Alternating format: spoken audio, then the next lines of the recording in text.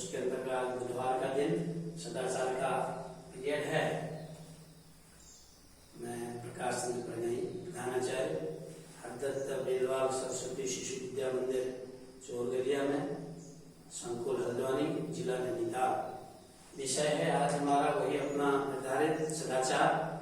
तो सदाचार विषय से संबंधित पिछली सप्ताह मैंने प्रारंभ में आपको अपनी दैनिक दिनचर्या, उसके बाद दूसरे सप्ताह में आपको दिया था माँ सरस्वती की गुण आभूषण की जानकारी।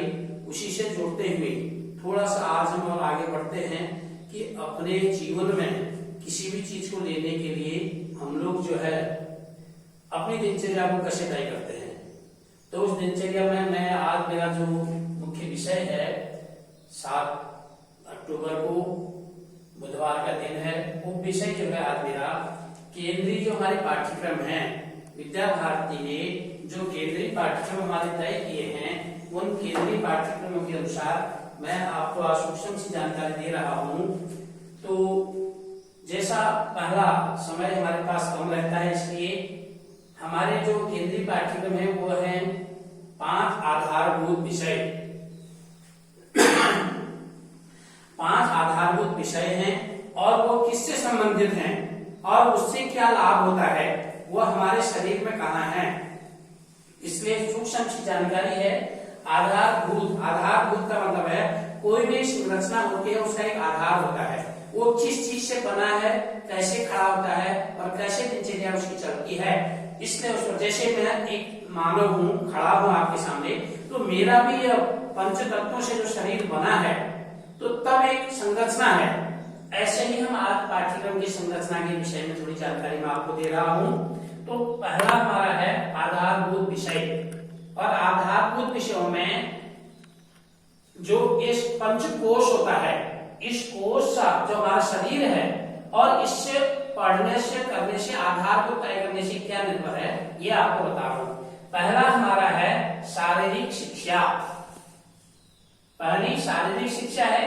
तो शारीरिक शिक्षा हमको क्यों लेनी चाहिए, उससे हमारे जीवन में क्या लाभ है, शारीरिक शिक्षा हम क्यों अध्ययन करते हैं और हमारे इतने विद्वानों ने इस केंद्रीय पाठ्यक्रम में उसको क्यों निर्धारित किया, इसकी सूक्ष्म सी जानकारी है।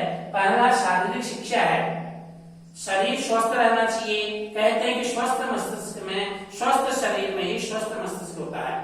अर्थात मनुष्य का शरीर स्वस्थ होगा, मानव प्राणी का शरीर अगर सबल होगा, स्वस्थ होगा, तो निश्चित रूप से उसका, इसलिए कहते हैं जो शारीरिक शिक्षा है उसका जो संबंध है वह हमारे अन्नमय कोश, ऐसे ही जैसे हमारे 5 आधारभूत विषय हैं, ऐसे ही 5 उनसे जुड़े हुए पंच तत्व हैं।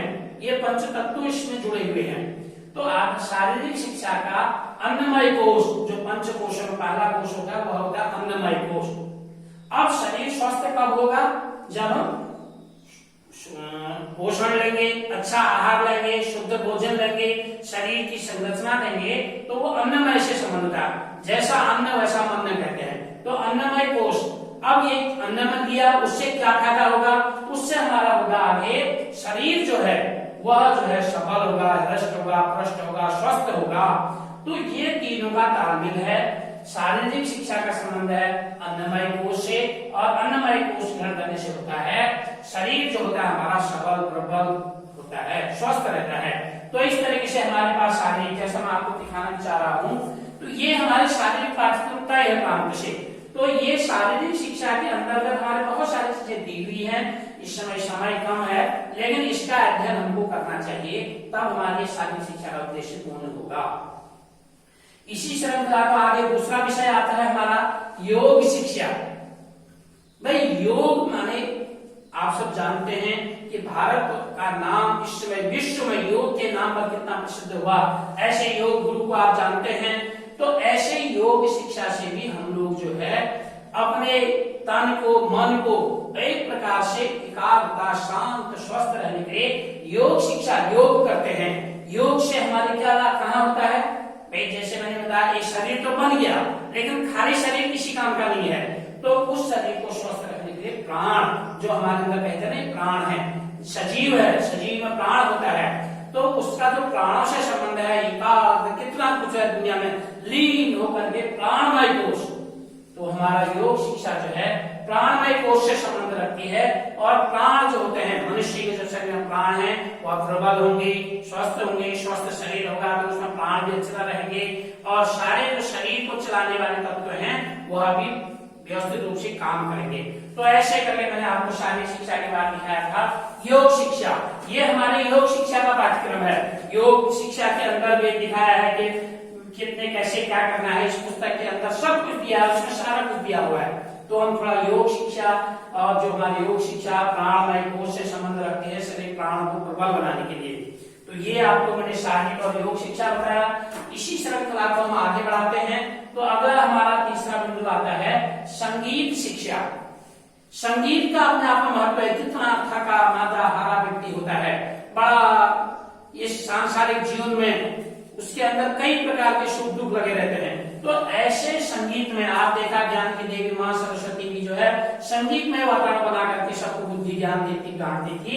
ऐसे ही संगीत शिक्षा के अंदर भाई हम किस ओर जाना चाहते हैं, और हमारे मन के अंदर कहते हैं कि किसी भी काम को प्रारंभ करें आप संगीत में बढ़िया वातावरण में चले जाओ, जहाँ भजन कीर्तन भगवान का पूजन चल रहा हो, वहाँ आदमी का मन शांत और बड़ा एक धैर्यता उसको मिलती है।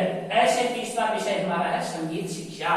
और संगीत शिक्षा से कहा है मन जो होता है ना बड़ा चंचल होता है, भटकता है, इसलिए अपने मन को स्थिर करना, अपने मन को शांत करना, इसलिए उसका नाम कहा गया मनोमय।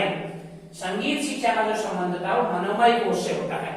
तो मनोमय में हम लोग जाते हैं मन को, और मन का मतलब मन को तसल्ली मिलनी चाहिए। मैंने अच्छा काम किया है, चाहे कोई माने न माने, करे न करे, ये उसकी आत्मा है, लेकिन मैंने मन को शांत की है, मैंने सत्कर्म किया है, मैं अच्छा कर रहा हूँ। इसलिए संगीत शिक्षा का संबंध मनोमय कोश से है, जो मन को शांत रखती है।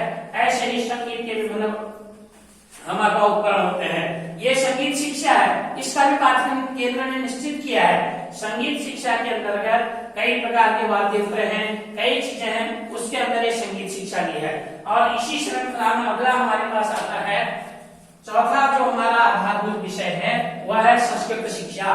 संस्कृत शिक्षा कहते हैं कि जो विद्वान है, पंडित है, कभी किसी अंग्रेजी पढ़े लिखे व्यक्ति को आपने निकाल देते तो महान विद्वान है आप सकते, लेकिन संगीत वाले को लोग कहते हैं तो बड़ा उसके अंदर एक विश्वास है, संगीत शिक्षा है, और उसका संबंध पुरातन काल में ही जो है विज्ञान से संबंध है। उसका विज्ञानमय कोश होता है हमारे।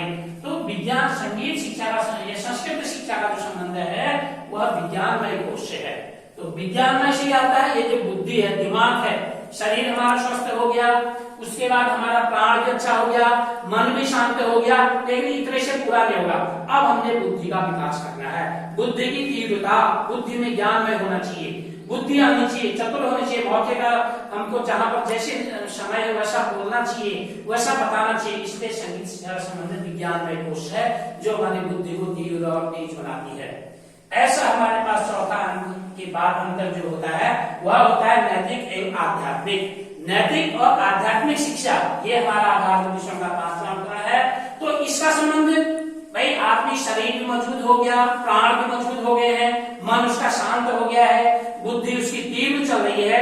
ये सब करने के बाद अंततः कहते हैं अंतोगत्वा, जो बच्चा जन्म लेता है उसका अंत भी सबका सजीव और निर्जीवा है, अंत अपने प्राणों को भी त्यागता है, ये दिनचर्या है। तो नैतिक और आध्यात्मिक, हमने नैतिकता आई, हमारी आध्यात्मिकता आई, उससे क्या हुआ, हमको बड़ा प्रसन्न हुआ, हमने अपने जीवन में अच्छे काम करे हैं, हमने अपने जीवन को सफल बनाया, आनंद होता है, मैंने इस चीज को अच्छा काम किया, आनंदमय कोश कहते हैं, अंत में उसको आनंद आता है। और आनंदमय कोश के लिए आदमी कहता है, जो चौथी अवस्था होती है वहां पर कहता है भगवान को, हे भगवान मैंने अच्छे काम किए, अब मैंने अपनी दिनचर्या धीरे धीरे करके मेरा जीवन ढल रहा है, अब मैं जो है सीधे इच्छा होती है सबकी, कोई नहीं कहता मैं नरक में जाऊं, हर आदमी कहता है मुझे स्वर्ग में जाना है। तो स्वर्ग में जाने के लिए ही नैतिक और आध्यात्मिक जीवन दिनचर्या को जिस प्रकार चलाया, उससे आनंदमय कोश की अनुभूति होगी, और आनंदमय कोश की अनुभूति बाद वो ईश्वर को प्राप्त करने की चेष्टा करता है, ईश्वर को पाने की अभिलाषा रखता है। ऐसे ही करके जैसे मैंने अभी आपको बताया था, जैसे हमें संस्कृत शिक्षा की ये हमारा पाठ्यक्रम तय है, और उसके बाद नैतिक और आध्यात्मिक शिक्षा, नैतिक और आध्यात्मिक शिक्षा भी हमारा पाठ्यक्रम तय है। इसी प्रकार से जो है ये पांचों पाठ्यक्रम आपके सामने थे। इन पांचों पाठ्यक्रम और पुस्तकों के अंदर अपने विद्यालय में अपने आचार्य से हम लोग समन्वय करके इस चीज को लेंगे तो मुझे लगता है तो थोड़ा सा सूक्ष्म सा रूप आपको आज के हिंदी पाठ्यक्रम में जो है यह आधारभूत विषय और उनका पंचकोश ये आपको दिए हैं। एक बार आप इन सब आध्यात्मिक विषयों को लिख लें, अन्नमय कोश में जो इनका संबंध कोशों से उसको लिखें और उसका संबंध किससे है ये जानकारी हम अपने पाठ्यक्रम में लिखें। तो इसी क्रम में अगली बार हम जो है आपसे फिर पुनः ऐसे ही अन्य 5 चीजें भी हैं तो उनका संबंध आपको बताऊंगा। इसी के साथ नमस्कार।